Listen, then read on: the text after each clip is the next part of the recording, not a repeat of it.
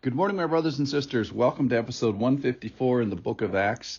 I'm going to title today, Under the Lee of the Lord. Under the lee. It's a sailing term, meaning taking a dodge behind an island to protect yourself from the winds of a storm.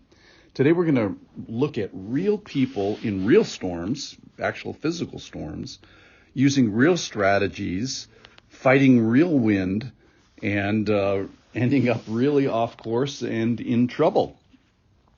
The reason is because a couple of authorities have sent Paul to Rome. Now that's all great in theory, but how do you get him there? How do you get Paul to Rome from Caesarea across the Mediterranean Sea is the answer.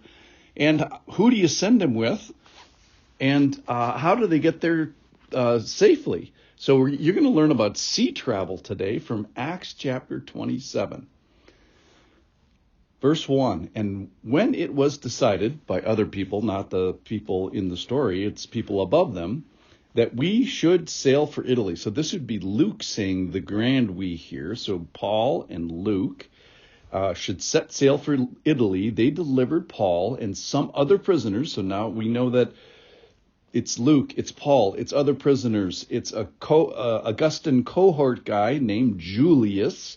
So he's in charge of 100 soldiers, and so there's more than one prisoner. There's more than one guard. There's more than one friend. We'll find out about that in a second. And embarking in a ship of Adramyttium, something like that, which was about to sail along the ports along the coast of Asia, we put out to sea, accompanied by Aristarchus. Now, who's he? He might be Paul's best friend. He's mentioned many times in the scripture as a constant companion of Paul, and he is here. He was the guy that they were trying to get Paul in Ephesus and drag him into the riot, and they couldn't find Paul, so they got Aristarchus. They thought he was the next best thing. So that tells you what a good friend he was. They describe him as a Macedonian from Thessalonica. Okay, verse 3. The next day we put in at Sidon, and Julius, that's the centurion, treated Paul kindly, isn't that nice, the centurion, and gave him leave to go to his friends and be cared for. So Paul has friends in all kinds of places and has friends in Sidon, and they take care of him and feed him or whatever. All right, so they're on some sort of a small coastal ship that's dodging between islands at this point. And putting out to sea from there, we sailed under the lee of Cyprus. So Cyprus is a big, huge island in the Mediterranean, and they're sailing under the lee of it. That is on the windless side or the less windy side of it to protect the boat. And they tell you why they're sailing under the lee is because, verse 4, because the winds were against us. So you even find out the wind direction. I think this is just hilarious. The winds were against. They want to go basically from east to west down the Mediterranean, and the winds apparently are blowing from west to east and preventing this sort of a thing. So they're hiding along the coast of an island, and then they have to sort of make a run for it. So here it is, verse 5. And when we had sailed across the open sea along the coast of Cilicia and Pamphylia, we came to Myra in Lycia. So these are on the southern coasts of Turkey. They have to make a run across big open water, and they make it, and they're at another port, and they're going to upgrade ship now. So here it is, verse 6. And there the centurion found a ship of Alexandria, sailing for Italy, and put us on board. So this big posse of prisoners and guards. And verse 7, we sailed slowly for a number of days and arrived with difficulty off Cnidus.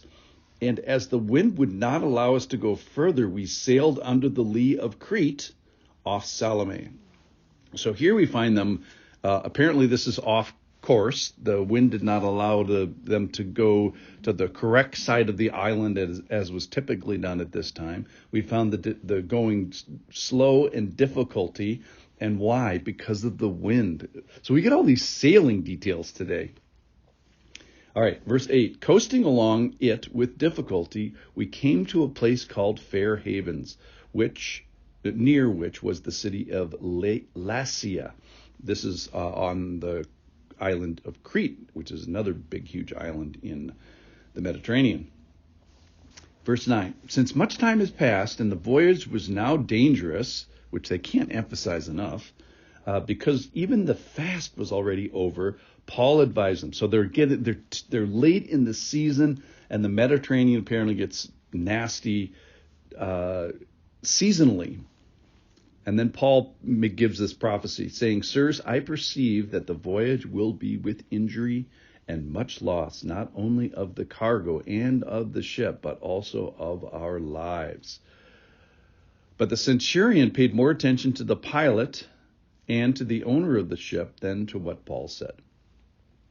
And because the harbor was not suitable to spend the winter in, the majority, so there's some sort of a democracy here, which is crazy, they put out to sea from there on the chance that somehow they could reach Phoenix, a harbor of Crete, facing both southwest and northwest, and spend the winter there. So it seems they're a little bit desperate. So we find out all these details about Paul's friends and wind direction and their concerns of the open sea and upgrading ship size and the speed of travel and the difficulty.